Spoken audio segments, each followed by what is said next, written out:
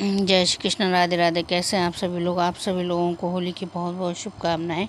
आज मैं आपको बताने वाली हूँ होलिका दहन का मुहूर्त, पूजा विधि और सास बहू एक साथ होली क्यों नहीं देखते हैं।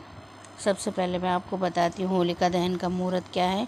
इस बार होलिका दहन 13 मार्च गुरुवार को किया जाएगा। इस बार होलिका दहन की तिथि 13 मार्च को सुबह 10:35 से शुरू होगी और तिथि का समापन 14 मार्च दोपहर को 12:23 होलिका दहन के दिन भद्रा का साया होने के कारण एक ही घंटे का होली का मुहूर्त है। इस दिन पूजा के नियम इस तरह से हैं। इस दिन सुबह जल्दी उठें, अपने घर और मंदिर की सफाई अच्छी तरह से करें।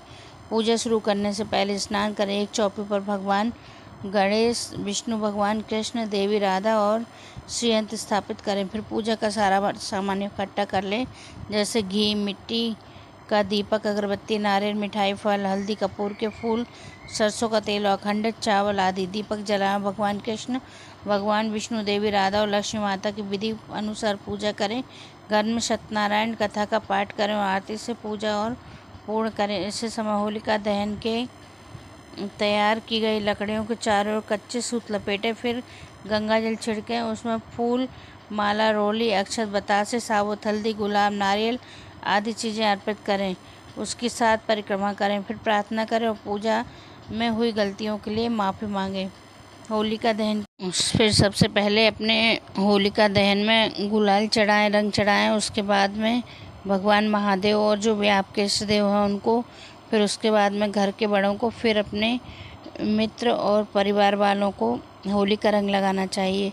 होली जिसे रंगों के त्यौहार के रूप में भी जाना जाता है, रंगों के साथ साथ खुशी का त्यौहार भी है। इस पावन पर्व पर सभी अपने अपने परिवार और दोस्तों के साथ रंगों को खेलते हैं और खूब मस्ती करते हैं।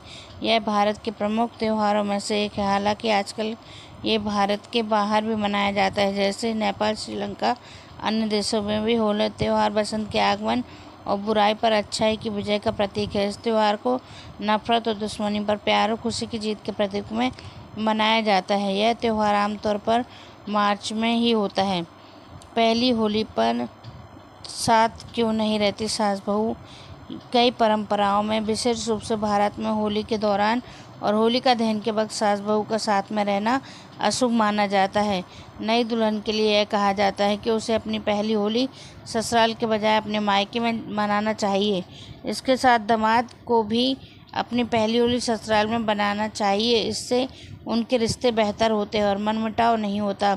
नई दुल्हन के भी सास और परिवार के अन्य सदस्यों के साथ मेलजोल अच्छा बना रहता है। ऐसा माना जाता है कि सास बहू अगर साथ में होलिका दहन देखते हैं तो इससे घर में कलह शुरू हो जाती है, सास ससुर के साथ रिश्ते खराब होने लगते हैं और बिना साथ बात के झगड़े होने लगते हैं। इसलिए उनका साथ में होली देखने को मना किया जाता है। इसकी भी एक पौराणिक कथा है, आइए जानते हैं। हिंदी शास्त्रों के मुताबिक यह माना जाता है कि सास और बहू को साथ में होलिका दहन नहीं देखना चाहिए। इसकी पौराणिक कथा है कि जिस दिन होलिका माता प्रहलाद को लेकर चिता पर बैठी थी, उसी दिन उनका विवाह एलोजी से होने वाला था। संध्या के समय जब होलिका माता प्रहलाद को लेकर चिता पर बैठ चुकी थी, उसी दौरान उनकी बारात घर के आंगन में पहुंच चुकी थी। जब होलिका की माता ने अपनी बहू को जलते हुए देखा तो वे सदमे में चली गई और उनकी वहीं मृत्यु हो गई। तभी से यह परंपरा है कि नई दुल्हन और सास को एक साथ होलिका दहन नहीं देखना चाहिए। इसलिए नई दुल्हन के लिए यह कहा जाता है कि अपनी पहली होली ससुराल के बजाय मायके में मनाना चाहिए। जय श्री कृष्ण, राधे राधे। ये रंगों भरा त्यौहार आपकी ज़िंदगी में बहुत सारे रंग लेके आए। होली की बहुत सारी शुभकामनाएं। हर हर महादेव।